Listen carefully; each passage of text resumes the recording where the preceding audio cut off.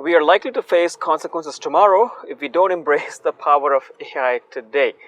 And when we talk about the economy and business trends, so it is impossible to ignore talking about or mentioning AI. We recently have a client who are looking to automate and put AI in every business process that they have. This could include presentations, their company finances, their reports, chart sheets, project management.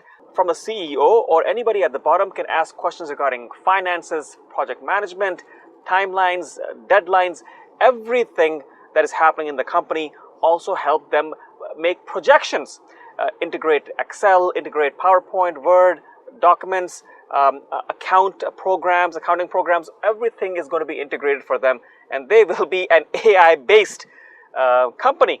This is just one way of integrating AI. It does not have to be an AI business that your software product needs AI. In essence, what we do right now, today, will matter in the future. And by realigning our efforts to be more efficient, more productive, tomorrow down the line, this is going to bear fruit for anybody who is forward-looking enough to look at this.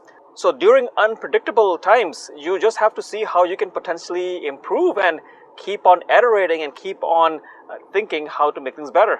Anyways, I just wanted to share what people are up to for the day.